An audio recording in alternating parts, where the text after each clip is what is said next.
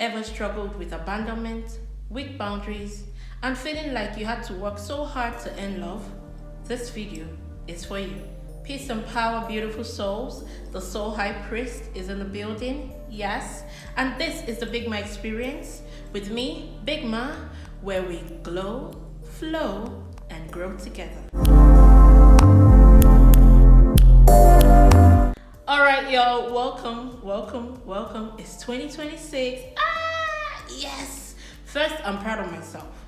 I'm proud of myself for consistently posting on my YouTube since I started again in, I think, was it not March or February 2025? I'm so proud of myself. It's almost a year of me consistently posting, even though it's been mostly short videos, not like a vlog. It's been a minute since I did like a vlog, so I'm glad that we can have the sit down. We're back to the blue couch. Welcome. You know that once you see this blue couch, we're chilling, we're hanging, and it's about to get real. Now, 2025 was a lot, y'all. It was a lot. But it was one of the best years I have ever experienced in my whole freaking life. A little bit of a highlight. I turned 40 last year, in case you're watching me for the first time. Yes, honey. I'm now in my 40s. Hey. 40 and flirty. Actually, no, I've not been flirting. But you get it. It's 40 and fabulous, baby. 40 and fruitful. 40 and thriving.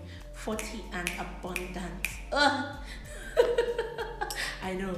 I love aging. Can you tell?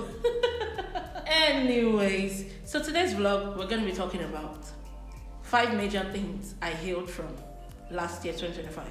2025 healed me of 5 huge things when it comes to me personally, my growth, my sense of self, self-love. Oh my God, 2025 was that year. Okay, so in astrology, 2025 was the year of the snake. Even though we are still kind of in the shadow period of it, because if you follow astrology, the real new year doesn't start until Aries season. If you know, you know. But 2025 was a 9 year, which was the year of the snake, which had to do with shedding. So if 2025 had you losing friends, old habits, changing your life, all of a sudden becoming a different person, but for your own good, then you did what the year expected you to do. And 2026, the year of one, the year of new beginnings, the year of the fire horse, the year that all the hard work you did last year is about to pay off. Yes, darling, welcome to that year. But I'll be telling you 5 major things I healed from in 2025 that has brought me this far and is about to take me even further. First thing I had to deal with and I healed from was my abandonment issues. Yes. I didn't really understand that I had abandonment issues over the years. I thought abandonment issues had to do with, you always being scared to be by yourself. But I knew that I was never one that was scared to be by myself. I enjoy my own company. I've always enjoyed my own company since I was a kid, which a lot of people thought wasn't who I was, because there was a period in my life where I let people in and they were thinking I needed them. You don't really need people when you're holding yourself. You choose to be around people. It's a conscious choice. And I did make a conscious choice of choosing the wrong people to be around, which then let me extract myself from so many. If you go to my old vlogs, I've spoken about so many of these things, actually last year. I'm not going to go back to that. But then I found out that I had abandonment issues, which stemmed from my childhood. I did not know for a long time that the people I surrounded myself with growing up, that is my siblings, always made me work so hard to get validation, approval from them. And whenever maybe they were down in the dumps, especially as adults, they would always, seek my attention, seek my energy, want to be around me. But as soon as things are going great for them and what have you, and I'm down in the dumps, they leave. And this has started since I was young. So I transferred that into relationships, friendships, and what have you. So my abandonment issues stemmed from being scared of people leaving me. Not in the sense where I can't be myself, but people I love. If I say I love you, then you decide that, you're not going to reciprocate that love, I get scared that you're going to leave me. So whenever I start doing things that are pretty toxic, that I should go hey, yo, stop, I would accept it, allow it, because I didn't want to have to lose another person that I loved. And this also, stemmed in my relationships and my friendships. That's why I was surrounded by a lot of toxic people. I always felt like I owed it to them to keep up with their bullshit, so that they could keep giving me crumbs of love and affection. Man, the day I found out that this stemmed from all the way from my childhood, it broke me. Because if you know me, you know that I talk about shadow work all the time. I talk about introspection, and it's something I do on a regular. Like sometimes I think I overdo it. But I'm like, yo, you need to chill.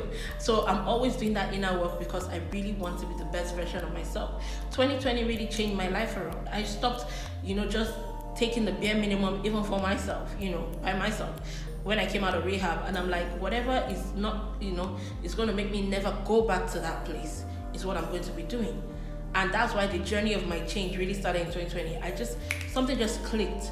But last year was so severe because all the other things on the periphery that I was ignoring were brought up so that I could face them and deal with them. And the first thing I had to deal with was my abandonment issues. And I traced it to so many, other things growing up. And as soon as I could handle the information and accept things for what they were, instead of trying to, sugarcoat them, wear those rose-colored glasses and pretend like these things aren't happening, I accepted them and I let them go. I came to a point where I'm like, you know what? I'm enough. And that, most of the times, is enough. The second thing I had to deal with was my self-worth. Yes, so I've always been confident. That's not a problem. But most people mistake confidence for self-worth. You can be confident and not know if you know what you want for yourself, basically, which was me. For the longest time, I used to collect the bare minimum in every aspect. I'm talking business, friendships, relationships. I was fine with it because I could always see, as an empath, you can always literally see the other person's point of view, see their potential, make excuses for them if you do not know better.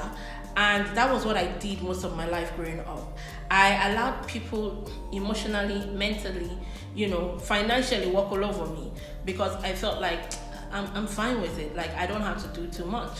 And it's not like I didn't know who I was or how amazing I am or how intelligent, talented. No, I just didn't have the self-worth that made me believe that I deserved better. I was fine with the bare minimum. I could, whatever. But this 2025, it made me realize, nope, baby girl, stand the fuck up. You deserve the best. You don't deserve breadcrumbs. You don't deserve just a little. You deserve the ultimate best. And the way I could break through this was to start giving myself the best of everything I could give myself. And I'm just talking financially. When it came to job opportunities, and I looked at it and I'm like, what's my worth? How much are they willing to, part with? If it's not up to what I believe I'm worth, I'm walking. Because I believe so much in myself. I believe so much in the divine. And I know that God, who created all of this, owns the entire universe, would not want crumbs for me, his own. I'm God's little princess, so I'm God's little sugar baby, okay? So I need to start seeing myself as that sugar baby so that I can get sugar baby benefits from the universe. And that's what I started to do. I started to hype the fuck out of myself and remind myself what the fuck I am.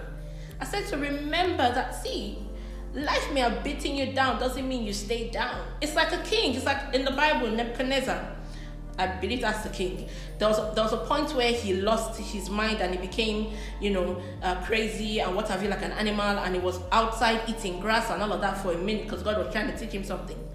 But did that ever stop him from being a king? Did they ever for once refer to him as just Nebuchadnezzar? No. He was always a king, even when he was out there eating grass. It's the same thing with me. I'm a princess of God. Just because I may not have the financial capacities to look like one right now doesn't mean I am off my throne. And that's what last year had to remind me, to sit back on my throne. Financially challenged or not. Because just because you're down now doesn't mean you cannot get back up. A monster doesn't lose its value just because it's sitting, on a field. A Ferrari doesn't. You can race a freaking, F1 type looking vehicle on a dirt road, but does that reduce the value? No, honey. And that's what I am. The third thing thing I literally had to shed and let go of and heal is me learning to detach from outcomes. Now, I used to be a perfectionist. I say used to because I finally am always consciously doing the work on it, not to put myself in that headspace. If you've ever been called a perfectionist or you believe you're one, you know that one of the things that can mess up with you is not knowing the outcome of something, because it messes with your brain. You're like, oh no, I need to know how this thing ends. I need to know how this thing turns out. But then we forget that this universe is very unpredictable. What's that saying? Man proposes, God disposes, or is it disposes? If you know, you know. Basically, you cannot always plan everything out to the T. You gotta leave room, wiggle room for the outcomes. That's why people that are very great at solution giving in times of like crisis are people who understand that plan A doesn't always go as planned. That's why at the back of your head, be ready to come up with a B, C, D, or E to be able to get the results you want. It's the same thing when you're expecting your life to go a certain way. You're like, oh, okay, so January to March, I want to do this, this to this, you give yourself quarter goals, and then your whole life is thrown, into disarray just because it didn't go as planned, and then you just kind of like shank the rest of the year. You're like, since January to March didn't work out, man, fuck the rest of the year, I ain't doing this shit. Which is what most perfectionists do. That's why they have that thing where they get stuck and they just don't want to put effort into anything again, because they believe that since it didn't work out this far, then what am I doing, basically? Now, what healing this has done for me is I stopped putting so much emphasis on how things turn out. It's more about, because one thing about the universe, one thing about when you're walking this divine path is that no matter how much you structure, no matter how much you try to plan out where it is you're going to or how you want to make or meet certain goals, the universe always has a different plan for you. It might even be way better. You know that picture where you see a kid holding a small teddy bear, and then there's this image of Jesus, asking for that small teddy bear because there's a bigger one behind them, and then you're trying to contemplate, should I give or not? That's what we literally do as perfectionists. When we don't let go, when we don't detach from the outcome of things, we are putting unnecessary pressure on ourselves, hoping that, the way we thought about it is how it's going to come through. But what if what God, the universe, has for you is way better? That's why I started learning to detach from results, from outcomes. If there's like a job or something I want to do, I'm just like, yo, God, this is my plan, but like, your will be done. And boy, oh boy, because it was part of that brought me to Ibadan last year. I literally had no clue what was going to happen, but I hands up and see me now. I'm glowing, I'm growing, I'm flowing, I'm enjoying life. One of the greatest things 2025 did for me was helping me build very strong boundaries. Oh my God. I never used to have boundaries. And an empath without boundaries is literally a doormat for toxic people, for narcissistic people. And I was that. I didn't have boundaries. None whatsoever. But you see, having to heal all the things I mentioned earlier brought me to this point where I instilled strong boundaries in every area of my life. With my siblings, I had to go little to no contact. With friendships I knew were bad for me, zero contact, cutting them off, clearing. And it's not from any bitter, angry place. It is self-preservation. I love me so much that I cannot allow things that are trying to actively work against me to hurt me into my space. No, darling, you got to go. With businesses and jobs and what have you, those always trying to underpay but overuse, that shit ain't happening no more, darling. If you cannot afford me, that is fine, baby. That is fine. Not everybody can own a Bugatti, right? Exactly. So yes, I do have my boundaries in place. They're very strong, and I don't mind if people call me selfish, mean, wicked, darling. I've been called those things even when I didn't have boundaries. Now I'll talk less of that. Please, yes, call me. As long as my peace of mind is not being messed with. As long as at the end of the day, my energy is still mine. I'm not drained because I was sacrificing myself for people that would not even lift a finger for me. Then yes, call me every word in the book that makes you feel comfortable. I know you're triggered. It's all good. I don't care. You'll be fine. And finally, one thing that I healed in 2025 was self-love. Having a very healthy relationship with myself. Throughout the year, I didn't go on dates. Yeah, I did the in and out of dating apps, but I was intentional with my swiping. It even got to a point I decided to start dating myself and date myself. I did. I'm even still in that process because I started to treat myself like the partner I desired, in the sense whereby all those things I used to do for people that I actually genuinely loved and were thrown in my face, I started to do them for myself. I started to want the best for me, give myself the best love and attention and affection. Started to take myself on dates to places I wanted to go, do things I wanted to. And because of this, I cook more. If you know me back there, you can hardly find me cooking, because for me, cooking is one of my love languages. I love to cook for people I care about.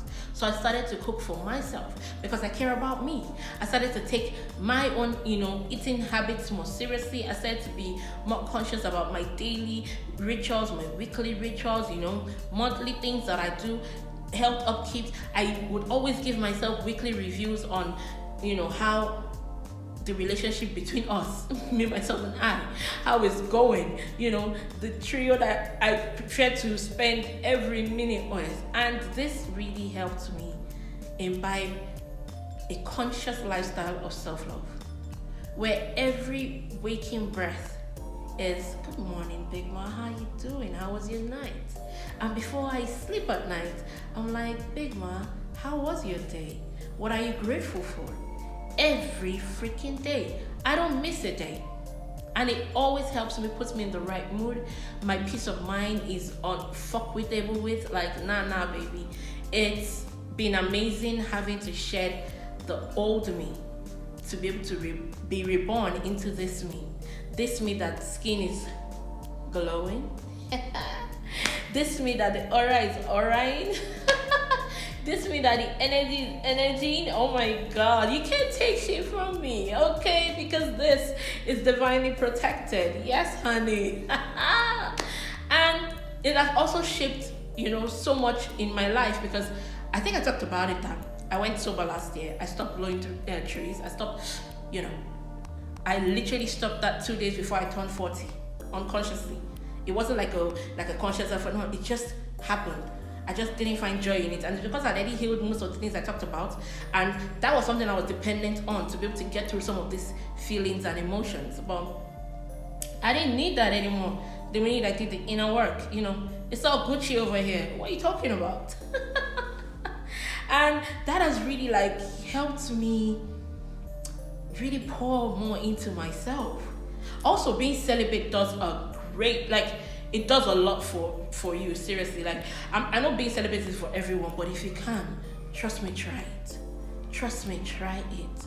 Because all that creative energy in your sacral that you've been spreading anyhow, you then turn it back into yourself. My music writing it's always been great, but now it's even more. I can't wait for you guys to hear stuff I'm going to be dropping this year. Seriously, there's so much that I can't wait for you guys to see on my journey in this growth of building and glowing and becoming the best me I can ever be. And thank you always for, chilling and watching and just hanging out and being here with me. And before I forget, last year I officially launched the Neverland PR Agency, where PR now stands for personal rehabilitation, because I've always had the company, but I just used to use it for public relations, events, and what have you. And I always knew that I was going to stop that at some point because I was losing the passion for that. And towards the end of last year, I reformed it, and now Neverland PR Agency is both for PR consultation only and life coaching, holistic life coaching. So if you're interested in booking either session, the links are in the description, and make sure that you send us a message, because I'm here now. I'm open for business. It's 2026. Let's get it on. Anyways, thank you guys so much for tuning in. Once again, I love y'all so beautiful souls. Until we meet again, may you walk in love, rise in truth, and shine as your highest self. Stay glowing and stay loving you. Ashe.